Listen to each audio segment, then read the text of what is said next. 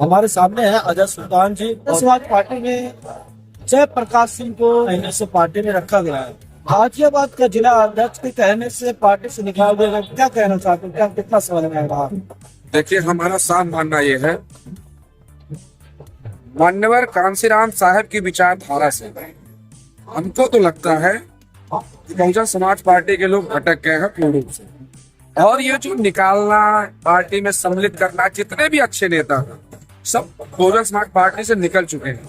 और आप देख रहे हैं कि मान्यवर कांसीराम साहब की विचारधारा को जमीन से खड़े होकर के चंद्रशेखर आजाद जी रोड से लेकर के संसद तक लड़ने का काम कर रहे हैं। तो अब सारे बहुजन समाज पार्टी के जो अच्छे नेता हैं वो धीरे धीरे करके लोग डाइवर्ट हो रहे हैं। आने वाले विधानसभा चुनाव में इसका बहुत बड़ा परिणाम होगा।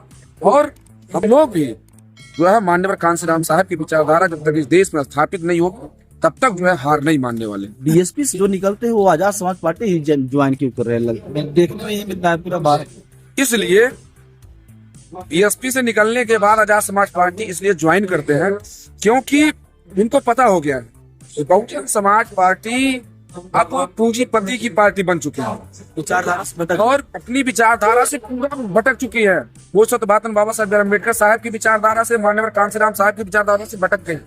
इसलिए कि मान्यवर कांसीराम साहब का मानना यह था कि एक मजदूर परिवार भी अगर उसके अंदर नेतृत्व करने की क्षमता है, एक रिक्शा चलाने वाले के अंदर भी अगर नेतृत्व करने की क्षमता है तो वो भी विधानसभा का सदस्य बने और लोकसभा का सदस्य बने।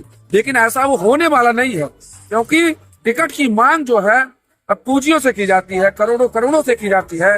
इन सारी विचारधाराओं को देख करके जितने भी नेता थे सब मजबूर हो चुके हैं। और ये तमाम जो भ्रष्टाचार 5 साल के बच्चों के साथ सरेआम गोलियां चलाई जा रही, नौजवानों के साथ बेरोजगारी से लोग जूझ रहे हैं, तमाम जो ये सारी समस्याएं हैं, इसके लिए बहुजन समाज पार्टी के लोग जो है समझ लीजिए कि कुछ ऐसे लोग हैं जो स्वार्थ के लिए जुड़े हैं लेकिन जनता के बीच वो बने नहीं।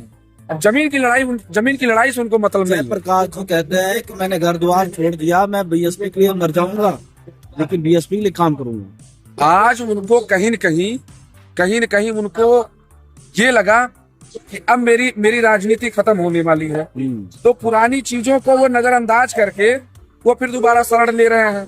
और शरण लेने से हमको तो लगता है कहीं कहीं बीएसपी का और बड़ा नुकसान होगा। ये जो पदाधिकारी हैं जो शरण ले रहे हैं, एक बार ये निकले आगे फिर शरण लेने का क्या मतलब? क्या आपको लगता है कि जो जिनको बहन जी और बीएसपी की तरफ से जिम्मेदारियां मिलती निभाते हैं, जो आज पार्टी घर पे जा रही है, पार्टी के खिलाफ लोग हो रहे हैं, जो जिम्मेदारियां दी जाती है बीएसपी की तरफ से निभाते हैं? देखिए, हमारा जहां तक मानना है कि भाई मुखिया जी के हिसाब से ही काम करते हैं। और आज मुखिया जी देख रहे हैं हम लोग कि जो है बीजेपी के खिलाफ उनके कार्यकर्ता वो लोग नहीं बोल रहे हैं। तो न बोलने का क्या कारण है? अगर माननीय कांसीराम साहब की विचारधारा उनके दिमाग में होती तो बीजेपी के अंदर इतने बड़े बड़े शोषण, इतने बड़े बड़े घोटाले, नोटबंदी, तमाम देखिए गैस सिलेंडर से लोग जूझ रहे हैं और जो है डीजल के लिए परेशानी उठा रहे हैं, तमाम जो है बड़े बड़े शोषण, इतनी बड़ी फाइल में, प्रेस्टीज फाइल में प्रधानमंत्री जी का नाम आ जाना। आखिर अगर माननीय कांसीराम साहब को भटके नहीं होते तो उनका विरोध नहीं करते। इस देश का शोषण हो रहा है, इस देश का अत्याचार हो रहा है, इस देश की जनता जो है शिकार हो रही है। तो हमको तो लगता है कि वो मान करके उनको शांत जो है बैठाया गया कि वो ना बोले। और अब इस देश के अंदर केवल सत्ता की लालच से ये बहुजन समाज सत्ता की लालच से नहीं वोट देगा। ये बहुजन समाज सत्ता के साथ साथ जो जमीन पे लड़ करके काम करेगा और रोड से लेकर के संसद तक और राज्यसभा तक हक अधिकार की लड़ाई लड़ेगा। ये बहुजन समाज उसको वोट देगा। इस देश के अंदर आप देख रहे हैं वर्तमान नगीना सांसद अरली चंद्रशेखर आजाद साहब, आजाद समाज पार्टी के राष्ट्रीय अध्यक्ष ने जो है कितनी लड़ाई, आज जो है इस देश के अंदर सबसे कम समय में ये पार्टी पूरे भारत नहीं देश विदेशों तक जो है अपना एक जो है पहचान बना चुकी है और हक अधिकार की बात की चर्चा भी हो चुकी है। और पूरे अमेरिका में गए थे। अमेरिका, देखिए अमेरिका में जो है जिस व्यक्ति के पास मोटरसाइकिल चलने के लिए नहीं हुआ करता, 4 व्हीलर साधन चलने के लिए नहीं हुआ करता, ये बहुजन समाज के लोगों ने उनको चलाया और वो बहुजन समाज के लिए लड़ते लड़ते लड़ते आज देखिए कई करोड़ों रुपए की गाड़ी में जो है अमेरिका के लोग जो है बैठा रहे हैं कहीं कहीं हमको तो लगता है कि वो जो है दूसरे कांशीराम साहब आ चुके हैं। चीफ जस्टिस गवाई चीफ जस्टिस गवाई जाके बागेश्वर धाम में जाके सड़ने गए और वहाँ पर्ची निकलवाए, कैसे निकलते? देखिए हमारा जहां तक मानना है कि ये जो है देश के जो स्तंभ है, 3 स्तंभ, कार्यपालिका, न्यायपालिका, विधायिका। तो न्यायपालिका की एक तरह से ये जो है मजबूत स्तंभ, और बागेश्वर जी जो है वो कोई राजनीतिक पद में नहीं है। ये दुनिया का ठपोसला, ठंड कमंडल पे अगर ये विश्वास कर रहे हैं तो आप ये समझ लीजिए कि ये भी B.R. अम्बेडकर साहब की विचारधारा माननीय कांशीराम साहब की विचारधारा से हमको लगता है ये भी भटक रहे हैं। तो महाराष्ट्र उम्मीद कर रहा था कि बुद्धिस्ट है गवाई साहब, और ये ईवीएम के समस्या हल करेंगे, कई समस्या महाबिहार का भी समस्या हल करेंगे, लेकिन इन्होंने इनमें से कोई काम नहीं किया। फिर से जाके बागेश्वर धाम में सर्वे में जाकर वहाँ पर पर्ची निकलवा रहे हैं। ये कहाँ की न्याय है?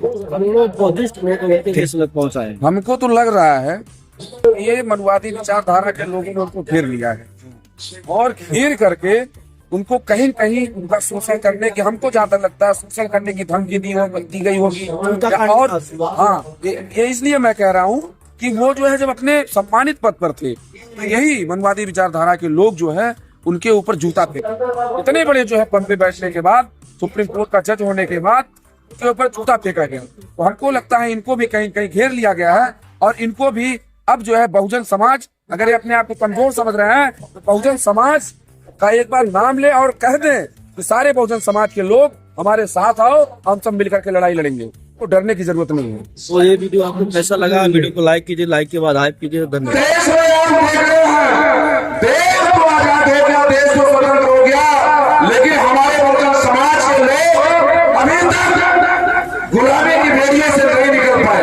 गुलामियों की भेड़िया आज उनके जो है भविष्य में, बच्चों के भविष्य में, विद्यार्थियों के भविष्य में पड़ा हुआ है।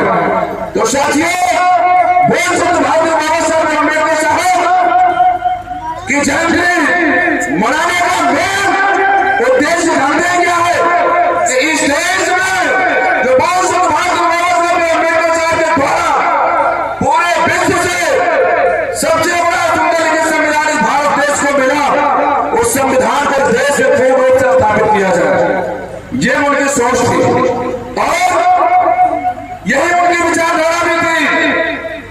और आप इस बात को भी दिमाग में रख लीजिए कि अगर संविधान नहीं सुरक्षित है तो इस देश का ना कोई संगठन सुरक्षित है, और ना कोई पार्टी सुरक्षित है, ना कोई विद्यार्थी सुरक्षित है, और ना इस देश के अम्बेडकर भी सुरक्षित नहीं है। साथियों, संविधान को भी सुरक्षित करने की जरूरत है। और एक बात और बताना चाहेंगे कि इस देश में जब भेदभाव आसमानों की ऊंचाई पर चल रहा था, तो बहुत से बाबा साहब अम्बेडकर साहब ने इस देश को समानता के लिए और शिक्षा के अधिकार के लिए अपना पूरा जीवन समाज के लिए समर्पित कर दिया। अपने 4 बच्चों को गंवा दिया, अपने बीवी को गंवा दिया। साथियों, सब इस बात की है कि जब इस देश में आपको सबसे मजबूत रास्ता बाबा साहब अम्बेडकर के द्वारा दिया गया, राजनीति के रास्ता, और केंद्र में तमाम ऐसे विपक्षधारी लोग बैठे हुए हैं जो अम्बेडकर बात को खत्म करने का प्रयास कर रहे हैं। वो जानते हैं किसी बदौलत जो बोल सौभाग्य बाबा साहब अम्बेडकर साहब ने रास्ता दिया था उसकी बदौलत। तो साथियों, बाबा साहब अम्बेडकर ने इस देश में वो रास्ता पांच रास्ते दिए थे। 5 पार्टियां उनके द्वारा बनाई गई थी इस देश के अंदर, और इससे यह सिद्ध होता है कि बहुत से बाबा साहब अम्बेडकर साहब के मिशन को मानने वाले, संविधान को मानने वाले, और माननीय कांशीराम साहब की विचारधारा को मानने वाले लोग जब सत्ता में आएंगे तभी हम लोग स्वतंत्रता से जयंती भी मना पाएंगे और स्वतंत्रता से कार्य का अधिकार मिल पाएंगे। आप देख रहे हैं जिसकी बदौलत शासन प्रशासन के लोग सत्ता में बैठे हुए हैं,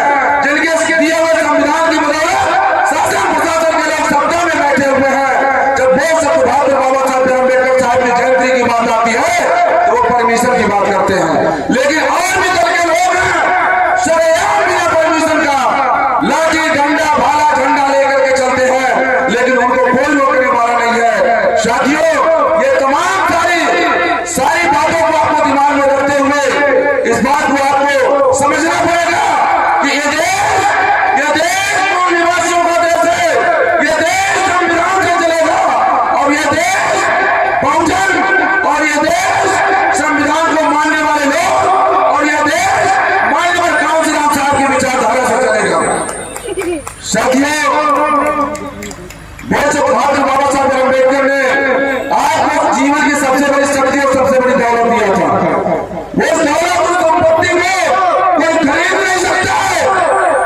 जब डॉक्टर बाबा साहब अम्बेडकर साहब पहली बार पहली बार विपक्ष के नेताओं ने उनसे सवाल किया कि डॉक्टर अम्बेडकर आप पहली बार हंस रहे हैं, ऐसा क्यों? कभी हंसे नहीं। तो बाबा साहब ने कहा कि हमारे हंसने का बहुत बड़ा कारण है, और इस देश में हमने अपना काम कर दिया कि पहले रानी के पेट से राजा पैदा होता था, लेकिन अब रानी के पेट से राजा नहीं पैदा होगा। अब बाबा साहब अम्बेडकर साहब ने कहा कि संविधान में दिए हुए एक है कि ताकत से रिक्शा चलाने वाला भी विधायक और मंत्री बनेगा, राजा बनेगा। तो साथियों, वो अधिकार आपको मिला। जब चुनाव का समय आता है तो बड़े बड़े पूंजीपति लोग आकर के गरीब झोपड़पट्टी में खाना खाते हैं, और जब राजनीति का समय आता है तो डॉक्टर अम्बेडकर की फोटो और प्रतिमा लेकर के लोकसभा और राज्यसभा में खड़े होते हैं, और वो कहते हैं कि वो अम्बेडकरवादी है, लेकिन उनके पास कई सौ करोड़ रुपए कुंभ जैसे मेला लगाने के लिए बजट है, लेकिन जिनकी बदौलत अगर आज कुर्सी पर बैठे हैं, उनके जयंती बनाने के लिए उनके पास कोई बजट नहीं है। साथियों, ये प्रूफ होता है कि इस देश में बाबा साहब अम्बेडकर साहब की विचारधारा से विपक्ष के लोग भयभीत हो चुके हैं, डर चुके हैं।